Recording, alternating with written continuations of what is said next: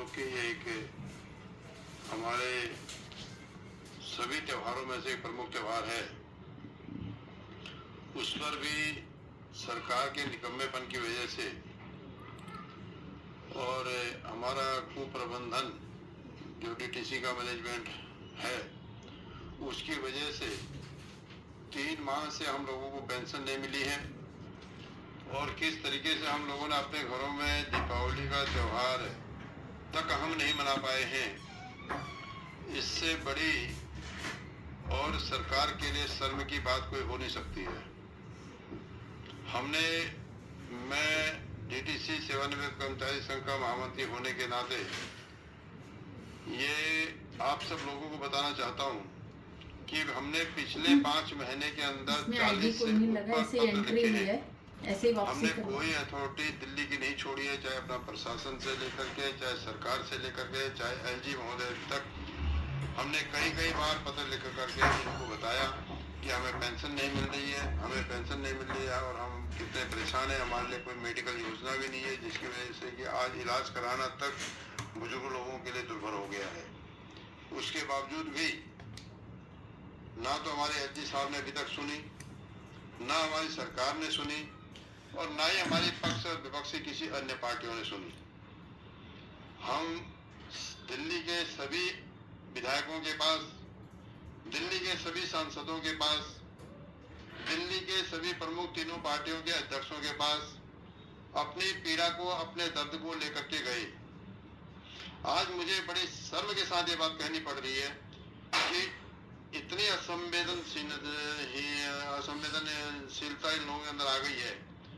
बिल्कुल संवेदना नाम की चीज मैं कहता हूँ कि नहीं रही है, कि इन्हें इतनी भी शर्म नहीं आती है कि ये बुजुर्ग हैं, तुम्हारे परिवार के मुखिया हैं। जब इलेक्शन का समय आता है तो ये लोग हमारे को चाचा, ताऊ, काका सब कहते हैं, दादा, परदादा सब बनाते हैं। लेकिन आज जब बुजुर्गों को पेंशन नहीं मिल रही है, 3-3, 4-4 महीने हो गए हैं, तो इन्हें शर्म नाम की चीज नहीं है। कोई हमारी बात को सुनने के लिए, कोई हमारी बात को समाधान निकालने के लिए कोई तैयार नहीं है, कोई आगे आने के लिए तैयार नहीं है। मैं आज इस वीडियो के माध्यम से अपने अंदर का दर्द, अपनी पीड़ा 21,000 कर्मचारियों का हम प्रतिनिधित्व करते हैं। इस पीड़ा के साथ मैं आप लोगों को बताना चाहता हूं कि इसका आने वाले समय में इलेक्शन में आप लोगों को खामियाजा भुगतना पड़ेगा, जो आज आप हमारी बात को सुनने के लिए कोई तैयार नहीं है। क्योंकि हम सभी पार्टियों के पास गए हैं। ऐसा नहीं कि हमने किसी पार्टी को छोड़ा है, ऐसा नहीं कि हमने किसी जनप्रतिनिधि को छोड़ा है। हमने विधायकों के पास अपनी गुहार लगाई, हम विधायकों के पास पर लेटर लिख करके लेकर के गए, हम सांसदों के पास लेटर लिख करके लेकर के गए।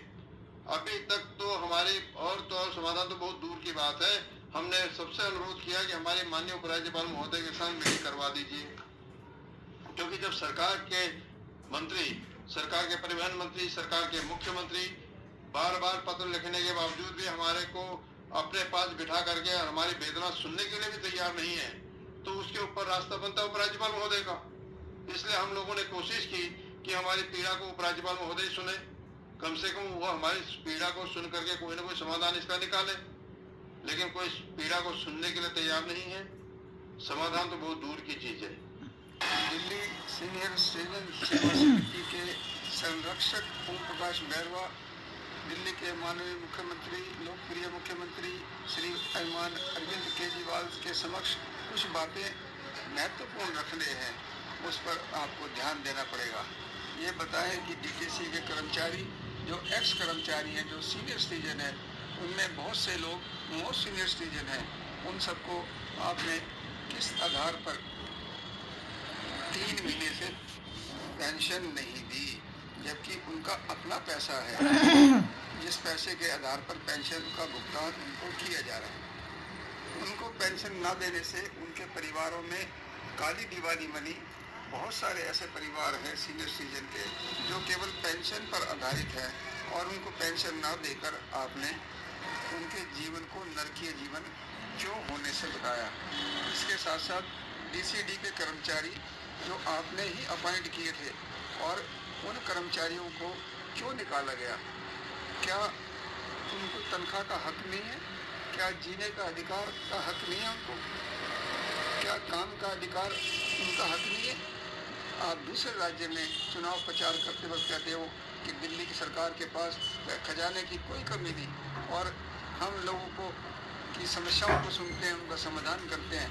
तो मैं हमारी समिति की ओर से आपके समक्ष एक प्रश्न रख रहा हूँ कि डीटीसी के कर्मचारियों को पेंशन 3 महीने से क्यों नहीं दी, चौथा महीना क्यों ड्यू हो गया, और आगे रेगुलर पेंशन मिले उसके लिए आप क्या कार्रवाई करने जा रहे हैं। डीसीडीएस के कर्मचारी जो दिल्ली सिविल डिफेंस के वॉलंटियर थे, जिनको आपने अपॉइंट किया, उनको क्यों निकाला, और उनकी तनख्वाह मासिक वेतन क्यों नहीं दिया, क्या उनको रोजगार लेने का हक नहीं, वो दिल्ली के नागरिक नहीं, क्या वह